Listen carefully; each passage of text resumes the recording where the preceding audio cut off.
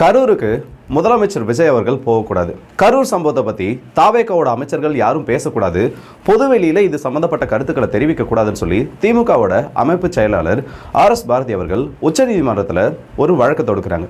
இந்த வழக்கு இன்னைக்கு விசாரணைக்கு எடுத்துக்கொள்ளப்பட்டு கடுமையான விமர்சனங்கள், இந்த வழக்கை கொண்டு வந்த திமுகவின் மீது கடுமையான விமர்சனங்கள் வைக்கப்பட்டது மட்டும் இல்லாமல் சரிவர ஆதாரங்கள் இல்லாமல் நீங்கள் போட்டிருக்கக்கூடிய மனுவை நீங்களே சரியாக படிக்காமல் வாதங்களை முன்னெடுத்து வைக்கிறீங்க. இப்படியே இருந்ததுன்னா இந்த வழக்கை எங்களாலேயே தள்ளுபடி பண்ண முடியும்னு சொல்லி ரொம்ப கடுமையான கண்டனங்கள் தெரிவிக்கப்பட்டதுக்கு அப்புறமா 2 வழக்குகளையும் திமுக வாபஸ் வாங்கியிருக்கு. இது உச்சநீதிமன்றத்தில் நடந்த ஒரு முக்கியமான நிகழ்வாக பார்க்கப்படுறது மட்டும் இல்லாமல் ரொம்ப ஸ்ட்ராங்கான லீகல் விங்கை வைத்திருக்கக்கூடிய திமுக எப்படி இதில் சறுக்குச்சு, இதற்கு பின்னாடி நடந்த நிகழ்வுகள் என்னன்றதை கொஞ்சம் தெளிவாக இந்த ஒரு வீடியோவில் பார்த்துடலாம். தெரிந்த செய்திகள், தெரியாத உண்மைகள். கடந்த 2025ஆம் ஆண்டு செப்டம்பர் மாதம் 27ஆம் தேதி தாவேகா தலைவர் விஜய் அவர்களோட பரப்புரையின் போது கரூரில் கூட்ட நெரிசல் ஏற்படுது. கூட்ட நெரிசல் ஏற்பட்டதுக்கு அப்புறமா 41 நபர்கள் இறந்து போகிறாங்க.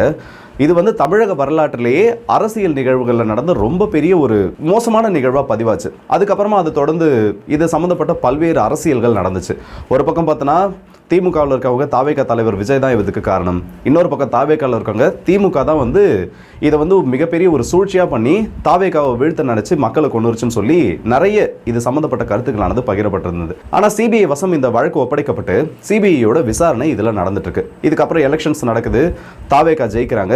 இப்போ முதலமைச்சராக திரு விஜய் அவர்கள், தமிழக வெற்றி கழகத்தோட தலைவர் திரு விஜய் அவர்கள் இருந்துட்டு இருக்காரு.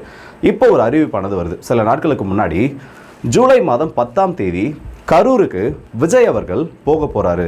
தமிழக முதலமைச்சர் கரூருக்கு போறப்போ பாதிக்கப்பட்ட குடும்பத்தினர், இந்த கரூர் கூட்ட நெரிசல்ல சிக்கிய அந்த குடும்பத்தினர் அந்த விக்டிம்ஸோட ஃபேமிலியை மீட் பண்ணுவார்ன்ற மாதிரி ஒரு செய்தியானது வெளியில வருது. உடனடியாக திமுக இதுக்கு எதிர்ப்பு தெரிவிக்கிறாங்க. இதுக்கு எதிர்ப்பு தெரிவிச்சது மட்டும் இல்லாம 2 இடைமனுக்களை கொடுக்குறாங்க. உச்சநீதிமன்றத்தில் முதல் மனுவில் என்ன சொல்லியிருக்காங்கன்னு பார்த்தோன்னா, திமுகவுக்கு எதிராக, அதாவது அப்போ ஆளும் கட்சியாக இருந்த திமுக தான் சதி செஞ்சு கரூரில் இப்படி ஒரு துயர சம்பவத்தை நிகழ்த்திருச்சுன்னு சொல்லி தாவேகாவோட அமைச்சர்கள், குறிப்பாக திரு ஆதவ் அர்ஜுன் அவர்கள் சொன்ன ஒரு கருத்தை எவிடன்ஸாக வச்சு முதல் வழக்கானது கொடுக்கப்படுது. இவங்க யாரும் இதை பற்றி பேசக்கூடாது. 2வது வழக்கு, கரூருக்கு முதலமைச்சர் விஜய் போக போறான உடனே இப்படி ஒரு முதலமைச்சர் போயிட்டு விக்டிம்ஸை சந்திக்கக்கூடாது, அப்படி அவங்க சந்திச்சு நலத்திட்ட உதவிகள் எதுவும் வழங்கினா அது அந்த விசாரணையை பாதிக்கும், சிபிஐ விசாரணையோட நடுநிலை தன்மைன்றதை கெடுத்துடும் சொல்லி இந்த 2 வழக்குகளையும் தொடுத்தாங்க. இன்னைக்கு இந்த 2 மனுக்களுமே விசாரணைக்கு வந்துச்சு. இந்த விசாரணை யாரோட தலைமையில் நடைபெற்றதுன்னு பார்த்தோன்னா, நீதிபதி KV விஸ்வநாதன் மற்றும் நீதிபதி அலோக் ஆராதி இவர்களோட அமர்வு இந்த ஒரு கேஸை எடுத்து விசாரிச்சாங்க. திமுக சார்பில் இதற்கு ஆஜரானவங்க யாருன்னு பார்த்தோன்னா, சீனியர் அட்வொகேட் ரஞ்சித் குமார் மற்றும் சீனியர் அட்வொகேட் அசோஃபா அஹ்மதி. இவங்க 2 பேரும் இதற்கு ஆஜரானாங்க. இந்த வழக்கு விசாரணை தொடங்கிய உடனே திமுக சார்பில் பேசப்பட்டது, கரூர் விஷயத்தில் யாருமே, அமைச்சர்கள் முதற்கொண்டு யாரும் இதற்காக பேசக்கூடாது. முதலமைச்சர் விஜய் அவர்கள் இங்க போயிட்டு சந்திக்கிறப்போ, கரூரில் இருக்கக்கூடிய அந்த விக்டிம்ஸை சந்திக்கிறப்போ அவங்களுக்கு சில நலத்திட்ட உதவிகள் கொடுப்பாங்க.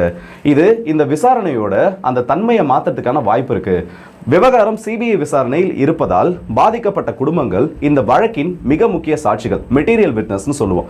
இப்படி குற்றம் சாட்டப்பட்ட தரப்பில் இருக்கும் தற்போதைய அரசியல் தலைவர்களும் அமைச்சர்களும் இந்த நிகழ்வில் பங்கேற்கும் போதும் அரசு உதவிகளை வழங்கும் போதும் அது சாட்சிகளை கலைப்பதற்கான அல்லது திசை திருப்பதற்கான ஒரு வழிவகையை உருவாக்கும் என்ற அச்சமானது உருவானதுன்னு சொல்லி அவங்களோட தரப்பு வாதத்தை எடுத்து முன்வைக்கிறாங்க. இதுக்கு உடனடியாக குறுக்கிட்ட நீதிபதிகள் என்ன சொல்றாருன்னா, எந்த விதத்திலையும், அதாவது விஜய்னு சொல்லக்கூடிய ஒரு தனிநபர் இந்த வழக்கு விசாரணைக்குள்ள வந்தா பரவாயில்ல, ஆனா முதலமைச்சர்னு சொல்லக்கூடிய ஒரு பதவியில் அவர் இருக்கப்போ அரசு சம்பந்தப்பட்ட பயணங்கள், அரசு முறை பயணங்கள்ல அவர் ஒரு இடத்துக்கு போறப்போ அதை தடுக்கிறதுக்கான அங்கீகாரம்ன்றது உச்சநீதிமன்றத்துக்கு கிடையாது. அரசு ரீதியா அவங்க நிறைய திட்டங்களை செயல்படுத்த வேண்டியது இருக்கும், சில இடங்களுக்கு ஆய்வுகளுக்கு போக வேண்டியது இருக்கும். அது எதையுமே நீதிமன்றத்தினால தடுக்க முடியாது. ஒரு முதலமைச்சர் இதை தான் பண்ணணும், ஒரு முதலமைச்சர் இதெல்லாம் பண்ணக்கூடாதுன்னு சொல்லக்கூடிய அந்த அதிகாரமும் உச்சநீதிமன்றத்துக்கு கிடையாது. அப்படி இருக்கப்போ உங்களோட அரசியல் விவாதங்களுக்காக இந்த உச்சநீதிமன்ற மேடையை அரசியல் காரணங்களுக்காக பயன்படுத்தாதீங்கன்னு சொல்லி முதல் கண்டனம் தெரிவிக்கப்படுது. உடனடியாக குறுக்கிட்ட திமுகவோட சீனியர் அட்வொகேட் ரஞ்சித் குமார் அவர்கள் ஒரு வாதத்தை முன்னாடி வைக்கிறாரு. என்னன்னா, இதுல அக்யூஸ்டா இருக்கக்கூடிய முதலமைச்சர் விஜய்னு சொல்லி அந்த ஒரு வார்த்தையை பயன்படுத்துறாரு. அக்யூஸ்டுனா குற்றம் சாட்டப்பட்ட ஒரு நபர் மக்களை சந்திக்கிறது, இந்த இடத்துல சாட்சிகளை கலைக்கும்னு சொல்லி மீண்டும் அவர்களோட வாதத்தை முன்னெடுத்து வைக்கிறாங்க. இதற்கு நீதிபதி அவர்கள் ரொம்பவே கண்டனங்களை பதிவு செஞ்சிருக்காரு. கிட்டத்தட்ட ஒரு வழக்கறிஞராக இருக்கக்கூடிய நபர், அதுவும் சீனியர் அட்வொகேட்டாக இருக்கக்கூடிய நபர் திமுக ஆட்சி காலத்தில் பதிவு பண்ணப்பட்ட எஃப்ஐஆரில் விஜய் அவர்களுடைய பேர் அக்யூஸ்டு லிஸ்ட்டில் இல்லை. அந்த முதல் தகவல் அறிக்கையில் எஃப்ஐஆரில் எந்த இடத்துலையுமே விஜய் அவர்களோட பெயர் இல்லை. அப்படி இருக்கப்போ அந்த ரிப்போர்ட்டை ஒழுங்காக படிக்காமல் எப்படி நீங்கள் இந்த இடத்துல விஜய் அவர்களை குற்றவாளின்னு சொல்லுவீங்க? ஒரு வழக்கு அது சம்மந்தப்பட்ட எஃப்ஐஆர் கூட நீங்கள் ப்ராப்பராக படிக்காமல் இந்த இடத்துல அக்யூஸ்டு மென்ஷன் பண்ணுறப்போ இதையே காரணமாக வச்சு எங்களால் இந்த கேஸை டிஸ்மிஸ் பண்ண முடியும். ஸோ தீர விசாரிச்சுட்டு இல்லை அது சம்மந்தப்பட்ட ஆதாரங்களோட உங்களுக்கு என்ன வேணுமோ நீங்கள் எதற்காக இந்த வழக்கை தொடுக்கணும்னு நினைக்கிறீங்களோ அதை அப்புறமா பண்ணிக்கோங்கன்னு சொல்லி ஒரு எச்சரிக்கைன்றதை கொடுக்குறாங்க. ஸோ ஒரு ப்ராப்பராக ஒரு எஃப்ஐஆரில் இருக்கிறத கூட படிக்காம எப்படி இந்த அளவுக்கு இவங்களால பேச முடியும்னு சொல்லக்கூடிய அந்த கேள்வியுமானது எழுப்பப்பட்டிருக்கு. அண்ட் இது மட்டும் இல்லை, இன்னும் நிறைய இடத்துல முதல்வர் விஜய் அவர்கள் இல்லை அவருக்கு கரூருக்கு போகலாமா வேணாமான்னு சொல்லி அது சம்மந்தப்பட்ட பல்வேறு கருத்துக்கள்ன்றதையும் சொல்லியிருக்காங்க. ஸோ இவங்க இப்படி சொன்னதுக்கு அப்புறமா திமுக சார்பில் அந்த 2 மனுக்களும் வாபஸ் பண்ணப்பட்டுருச்சு. 10ஆம் தேதிக்கு இன்னும் 2 நாட்கள் தான் நடுவில் இருக்கு. அப்போ கரூருக்கு முதலமைச்சர் விஜய் அவர்கள் போறது கிட்டத்தட்ட உறுதியாயிடுச்சு. இதுல திமுக எதுக்கு இப்போ இப்படி ஒரு மனுவை கொண்டு வரணும்? திமுகவோட லீகல் விங் ஆனது இருக்கிறதுலே ஒரு பவர்ஃபுல்லான ஒன்றா காமிக்கப்படுது. அந்த அளவுக்கு பவர்ஃபுல்லாக இருக்கக்கூடிய ஒரு அமைப்பு எப்படி இந்த மாதிரி சின்ன சின்ன தகவல்களை இந்த இடத்துல சேகரிக்காம விட்டாங்க? இல்ல பதட்டத்தில் இந்த கேஸ் வேற ஒரு கோணத்தை நோக்கி இந்த மனு வேற ஒரு கோணத்தில் விசாரிக்கப்படும் சொல்லி அந்த பதட்டத்தில் இந்த மாதிரி பேசிட்டாங்கன்னு சொல்லி பல விமர்சனங்களாக இந்த இடத்துல வைக்கப்பட்டு இருக்கு. கரூருக்கு முதலமைச்சர் விஜய் அவர்கள் போறது எந்த விதத்திலையும் இந்த விசாரணையை பாதிக்க போறது கிடையாது. சிபிஐ என்கொயரி நடக்கிறப்போ அரசு முறை சம்பந்தப்பட்ட பயணங்களில் ஒரு முதலமைச்சர் போறதுனால எந்த விதத்திலையும் இது பாதிப்பை ஏற்படுத்தாதுன்னு சொல்லி நீதிபதிகளும் அவர்களோட கருத்துக்களை இந்த இடத்துல பதிவு வச்சிருக்காங்க. அண்ட் அது மட்டும் இல்லாமல் அமைச்சர்கள் பேசக்கூடாதுன்னு சொல்ல வந்த மனுவையும் விசாரணைக்கு ஏற்கிறதுக்கு மறுப்பு தெரிவிச்சிருக்காங்க. பொதுவாக இருக்கக்கூடிய கருத்து சுதந்திரத்தை யாருனாலையும் இந்த இடத்துல தடைப்படுத்த முடியாது. அது அந்த விசாரணையை பாதிக்கக்கூடியதா இருக்குன்னா அதற்கான ஆதாரங்களோட அடுத்த வழக்கை தாக்கல் பண்ணிக்கோங்கன்னு சொல்லி இந்த வழக்குன்றதை டிஸ்மிஸ் பண்ணிட்டாங்க. ஸோ இப்போதைக்கு டிஎம்கே இருக்கிறது அடுத்த ஒரு ஆப்ஷன் மட்டும்தான். ஒன்று விஜய் அவர்கள் ஃபேமிலியை விக்டிம்ஸை சந்திச்சதுக்கு அப்புறமா இரண்டாவதா ஒரு மனுன்றதை கொடுத்து இதுக்கப்புறம் யாரும் அந்த மாதிரி பேசக்கூடாதுன்னு சொல்லி அதற்காக ஒரு உத்தரவுன்றதை வாங்குறது. அப்படி இல்லையா வித் எவிடன்ஸோட இவங்க இப்படி எல்லாம் பேசியிருக்காங்க, அது விசாரணையில் இந்த அளவுக்கு பாதிப்புகளை ஏற்படுத்துக்கான வாய்ப்பு இருக்குன்னு சொல்லி விஷுவல் மற்றும் பிசிக்கல் எவிடன்ஸை உருவாக்கி அதை நீதிமன்றத்தில் சப்மிட் பண்ணுறது. இப்போ அடுத்தது இருக்கக்கூடிய கேள்வி என்ன? விஜய் அவர்கள் கரூருக்கு போக போறாரு. அப்போ உண்மையிலே இது திமுகவுக்கு பேக் ஃபயர் தான் ஆயிடுச்சா இல்லை தாவேகா சொன்ன மாதிரி சில நிகழ்வுகள் நடக்குமான்னு சொல்லக்கூடிய அந்த கேள்வியும் வந்துட்டு இருக்கு. ஏன்னா இன்னைக்கு காலையில் கூட அமைச்சர் திரு சி.டி.ஆர். நிர்மல்குமார் அவர்கள் கரூருக்கு விஜய் அவர்களை போக விடாமல் தடுக்கிறாங்க. அப்போ இந்த துயர சம்பவம் நடந்த உடனே கரூர் மாவட்டத்துக்குள்ள எங்களை வரவிடுறதுக்கு கூட காவல்துறை அனுமதிக்கல. நாங்கள் ஒரு மண்டபத்தை வாடகை எடுத்து முயற்சி பண்ணாலும் அந்த இடத்துல திமுக அவங்களோட இன்ஃப்ளூயன்ஸை பயன்படுத்தி செந்தில் பாலாஜி அவர்களோட அந்த ஒரு வழிகாட்டுதலின் பேரில் யாருமே எங்களுக்கு மண்டபங்களுக்கு கூட வாடகை விடலை. ஆனால் இப்பயும் முதலமைச்சர் ஆன பிறகும் கூட கரூர் மக்களை சந்திப்பதற்கு தாவேகா முயற்சி பண்றப்போ அதை திமுக தடுக்கிறதுன்னு சொல்லி இது அவங்களுக்கான ஒரு விளம்பரமாகவே மாத்திட்டாங்க. ஏன்னா இப்போ வரைக்கும் பொதுமக்களோட பார்வை எப்படி இருந்துட்டுன்னா விஜய் அவர்கள் போறதுல என்ன தப்பு?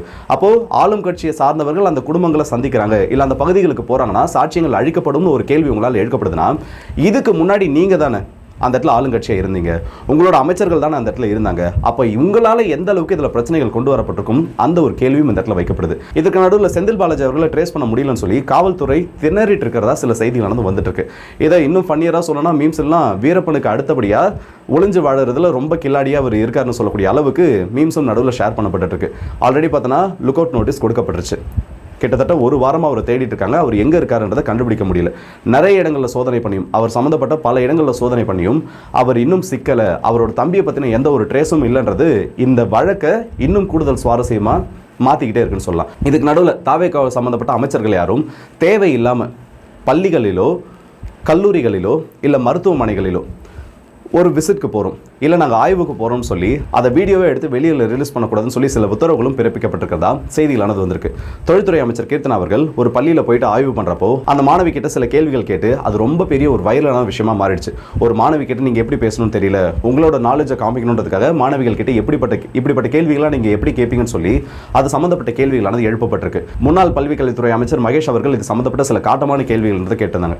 அதற்கு தொழில்துறை அமைச்சர் கீர்த்தனா சில பதில்களை கொடுத்துருக்காங்க. நீங்கள் அந்த பள்ளிகளோட தரத்தை பாருங்க, அந்த பள்ளிகளில் ப்ராப்பரான ஒரு லேப் கிடையாது, புதர்கள் மண்டி கிடக்கு, சரியான எந்த விதமான பேசிக் ஃபெசிலிட்டியும் இல்லை, டாய்லெட் ஃபெசிலிட்டி இல்லைன்னு இவங்க ஒரு பதில் கொடுத்துருக்காங்க.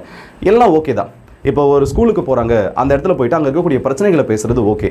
ஆனால் இந்த மாதிரி ரிப்பீட்டடாக இதை ரீல்ஸ் கல்ச்சர்னு சொல்லி ஆப்போசிட்டில் இருக்கக்கூடிய நபர்கள் இதை பெரிய அரசியலாக மாற்றுறப்போ சில நிகழ்வுகளை இந்த மாதிரி தவிர்க்கிறது நல்லது. பள்ளிகளோட கல்வித்தரத்தை உயர்த்துவதற்கும் அந்த பள்ளிகளோட இன்ஃப்ராஸ்ட்ரக்சரை உட்கட்டமைப்பை டெவலப் பண்ணுறதுக்கும் முடிவுகள் எடுக்கப்பட்டு அதுக்கான முயற்சிகள் நடக்கிறப்போ அது வரவேற்கக்கூடிய ஒரு விஷயமா தான் இருக்கும். ஆனால் இந்த மாதிரி வீடியோக்கள் எடுத்து அதை வெளியிடுறது, அதுவும் எதிர்கட்சி எப்படான்னு வெயிட் பண்ணிட்டு இருக்கப்போ இந்த மாதிரி சில வீடியோஸ் அந்த இடத்துல சர்க்குலேட் ஆகிறப்போ அது இந்த ஆட்சியோட பெயரை இன்னும் கெடுக்கிறதுக்கான ஒரு வழிவகை தான் கொண்டு வந்துவிடும். இதை அமைச்சர்கள் அத்தனை பேரும் புரிஞ்சுக்கணும். ஏன்னா இன்னைக்கு இருக்கக்கூடிய நிலைமையில் தாவேக ஆட்சியில் நடக்கக்கூடிய சிறு சிறு தவறுகளையும் எதிர்க்கட்சிகள் பெரிய ஒரு விஷயமா பேசுறதுக்காக வெயிட் பண்ணிட்டு இருக்காங்க. அப்படி இருக்கப்போ அமைச்சர்கள் அதுக்கான பொறுப்பு உணர்ந்து நடந்துக்கணும்னு தாவேக தொண்டர்களோட அந்த கோரிக்கையும் இந்த இடத்துல எழும்ப ஆரம்பிச்சிருக்கு. ஸோ உச்சநீதிமன்றம் வரைக்கும் போயிட்டு மிகப்பெரிய லீகல் விங் வச்சிருக்கக்கூடிய திமுக இன்னைக்கு சொதப்பியிருக்காங்க. இதை பற்றி உங்களோட கருத்துக்கள் மற்றும் அதைத் தொடர்ந்து தாவேகாவின் மீது எழுந்திருக்கக்கூடிய விமர்சனங்கள், கரூருக்கு விஜய் அவர்கள் போகிறது, இதை பற்றி உங்களோட கருத்துக்கள் என்னன்னு மறக்காமல் சொல்லுங்கள். குறிப்பாக சொல்லணும்னா கரூருக்கு விஜய் அவர்கள் போகிறது நல்ல ஒரு விஷயம். அதுவும் முதலமைச்சராக ஆகிட்டு அங்கே இருக்கக்கூடிய மக்களை சந்திக்கிறது, பாதிக்கப்பட்ட குடும்பங்களை சந்திக்கிறது கண்டிப்பாக ஒரு நல்ல ஒரு ஹெல்த்தியான ஒரு விஷயமாக தான் பார்க்கப்படுது. இதை பற்றிய கருத்துக்களையும் மறக்காமல் சொல்லுங்கள். ஸோ தெரிந்த தகவல்கள், தெரியாத உண்மைகள். அடுத்த வீடியோ சந்திப்போம். அதுவும் நம்மிடப்படுது உங்கள் ராஜேஷ் கண்ணன்.